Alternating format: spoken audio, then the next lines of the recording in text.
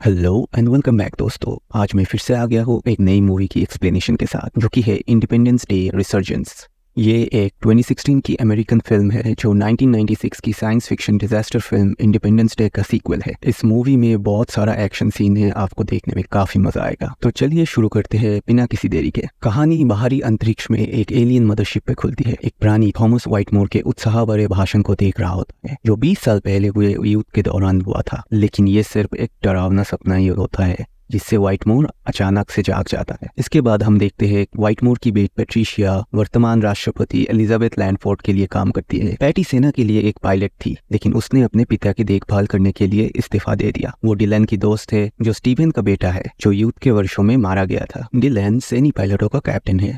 हमको ये भी पता चलता है कि युद्ध के बाद अर्थ स्पेस डिफेंस स्थापित की गई थी, जिसका हेडक्वार्टर्स एरिया 51 बन गया। पैटी का मंगेतर जेक चांद पर एक बेस पर अपने सबसे अच्छे दोस्त चार्ली के साथ एक मशीन पर काम कर रहा था। अगले ही सीन पे एक मशीन ढीला हो जाता है और बेस पर लगभग गिर जाता है, लेकिन जेक अपने पॉट का उपयोग करके इसे उठाता है और इसे स्थान पर सुरक्षित करता है। लेकिन ये करने के कारण बाद में उसे जनरल यांगलाओ डांट लगाते हैं। इसके बाद हम देखते हैं जनरल जोशुआ को कुछ एलियंस के जेल में लाया जाता है, जो पहले युद्ध के बाद से ही जिंदा रखे गए थे। यहाँ बताया गया है कि पिछले 20 साल से ये स्थिर रहे हैं, लेकिन अचानक कुछ घंटों पहले ये सभी उत्तेजित हो गए। अगले सीन में हम देखते हैं अफ्रीका में डेविड फ्लॉयड के साथ एक बेस पर पहुंचते हैं वॉरलॉर्ड डिकिम्बे से मिलने के लिए, लेकिन वहां पर डेविड डॉक्टर कैथरीन से मिलते हैं। ये एक क्रैश्ड एलियन जहाज के साइट पर है, एक ऐसा जिसका नया आकार कॉन्फ़िगरेशन उन्होंने कभी नहीं देखा। ये लोग यहाँ निर्धारित करते हैं कि जहाज उस समय पृथ्वी में ड्रिल कर रहा था, हालांकि ये ठीक से निर्धारित नहीं कर पा रहे हैं कि क्यों।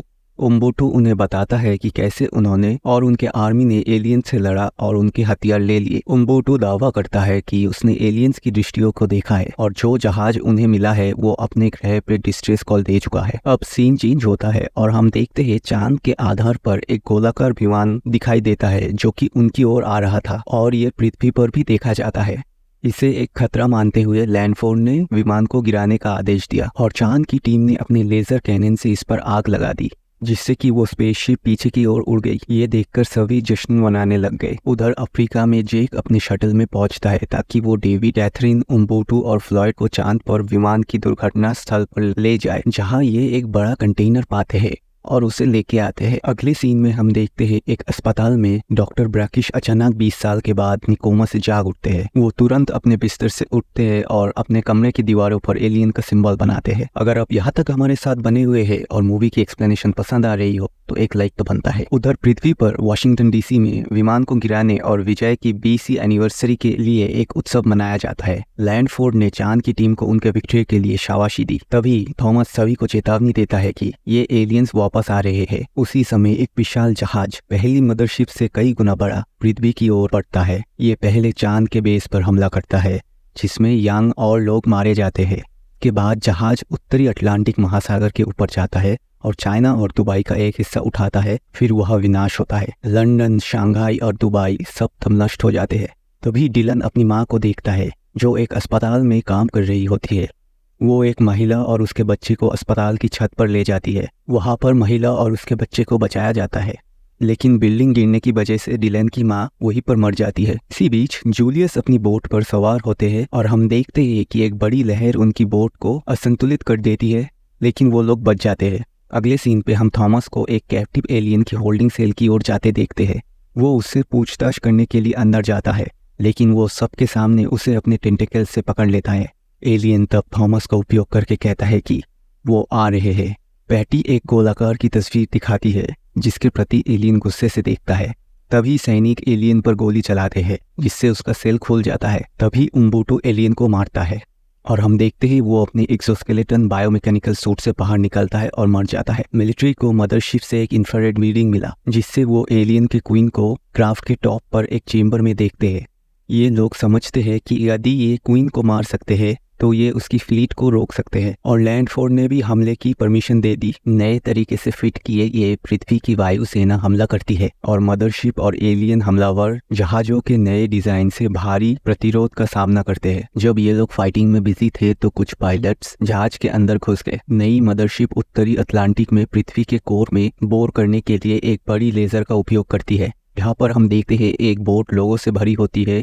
जो वहाँ के पास सोने की खोज कर रहे होते हैं।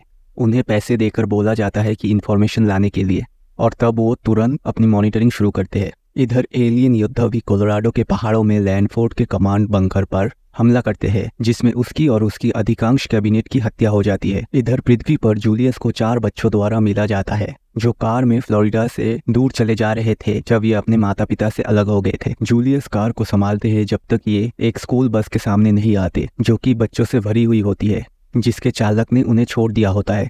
ये देखकर जूलियस 4 बच्चों को बस में ले जाता है और सभी बच्चों को लेकर चलता है। इसी बीच ब्रैकिश कंटेनर को तोड़ता है और एक बड़े सफेद गोले को खोलता है और फ्लॉयड इसे छूकर सक्रिय करता है। तभी हम देखते हैं कि गोला जीवित हो जाता है।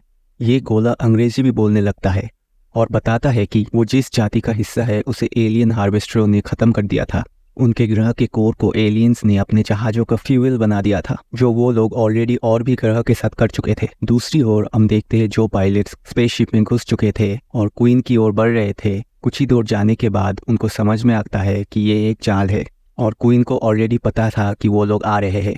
तभी एलियंस ने पायलटों के जेट्स और हथियारों को एक EMP यानी कि इलेक्ट्रोमैग्नेटिक पल्स जैसे विस्फोट से निष्क्रिय कर देते हैं और उनके प्लेन्स नीचे गिर जाते हैं। लेकिन जेक, डिलन, चार्ली और रेन सभी बचने में सफल होते हैं। तभी वो लोग देखते हैं कि उस बड़े जहाज में क्वीन का चेंबर अलग हो जाता है और उड़कर चला जाता है एलियन गोले की तलाश में। ये वही सफेद गोला है जो हमने पहले देखा था। तभी एक प्लान बनाया जाता है कि ये लोग क्वीन को एक सुनसान जगह ले जाएंगे, जहाँ ये उसे एक न्यूक्लियर बॉम्ब से मार सकते हैं। ये सुन के पैटी हमला करने के लिए आगे आती है, लेकिन थॉमस उससे पहले ही बाहर निकल जाता है, जानते हुए कि ये उस ब्लास्ट में मारा जाएगा। सभी पायलट लड़ने के लिए तैयार होते हैं और डेविड हमले के साइट पर खुद को तैयार करता है। थॉमस जहाज में उठता है और जैसे क्वीन की आर्मर नीचे हो जाती है, थॉमस बॉम्ब फोड़ देता है। अपनी जान की कीमत पर जहाज को नष्ट कर देता है। ये देखकर सभी लोग जश्न मनाने लग जाते हैं, क्योंकि उन्हें लगता है कि क्वीन मर चुकी है। लेकिन कुछ ही देर बाद उनको पता चलता है कि वो अभी भी जीवित है और क्वीन पायलटों पर हमला कर दी थी, जो कि उसे नीचे गिराने की कोशिश कर रहे थे। दूसरी ओर हम देखते हैं कि एलियन का ड्रिल भी हर मिनट के साथ कोर के करीब जा रहा था। जब ये सब हो रहा था तो जूलियस बस को डेविड की ओर चलाता है और क्वीन बस के पीछे आ रही होती है उस पर हमला करने के लिए। पैटी अपने जेट को क्वीन के ऊपर उड़ाती है और उसकी आर्मर पर गोली चलाती रहती है जब तक कि उसका शील्ड टूट नहीं जाता, और देखते ही देखते एलियन क्वीन की सारी शील्ड टूट जाती है और तभी क्वीन की आर्मी उसके आसपास मंडराने लगती है क्वीन को प्रोटेक्ट करने के लिए। तभी हम देखते हैं कि डिलन, चार्ली और रेन 2 एलियन स्पेसशिप हाईजैक करके ले आते हैं, लेकिन उन स्पेसशिप्स को वो ठीक से कंट्रोल नहीं कर पा रहे थे, क्योंकि वो अभी भी क्वीन के कंट्रोल में थी। बहुत कोशिशों के बाद जब उनको फिर से कंट्रोल मिला, तब उन लोगों ने उन स्पेसशिप्स की मदद से क्वीन पर हमला कर दिया और हम देखते हैं कि उन हमलों की वजह से क्वीन घातक रूप से घायल हो जाती है और अपने एक्सोस्केलेटन से बाहर फट के गिर जाती है और उसके आसपास जो एलियंस थे वो भी गिर जाते हैं और सभी समझ जाते हैं कि इसका मतलब क्वीन मर चुकी है। पृथ्वी एक और बार बच गई। तभी हम देखते हैं कि मदरशिप उठती है और पृथ्वी को छोड़कर चली जाती है। जेक और पैटी मिल जाते हैं। फिर ब्रैकिश पायलटों और उसके बेटे के पास गोले के साथ आते हैं और कहते हैं कि ये उन्हें नई तकनीक और हथियार प्रदान कर सकते हैं अगर ये एलियंस के खिलाफ लड़ाई को अंतरिक्ष में ले जाना चाहते हैं तो। सभी सहमत होते हैं और ब्रैकिश फिल्म को ये कहकर समाप्त करता है कि अब समय आ गया है एलियंस की धुलाई करने का, और ये मूवी यहीं पर समाप्त होता है। दोस्तों, अगर आपको हमारी मूवी की एक्सप्लेनेशन अच्छी लगे तो लाइक, कमेंट जरूर करना और सब्सक्राइब करना मत भूलना। मिलते हैं अगली बार, तब तक के लिए अलविदा।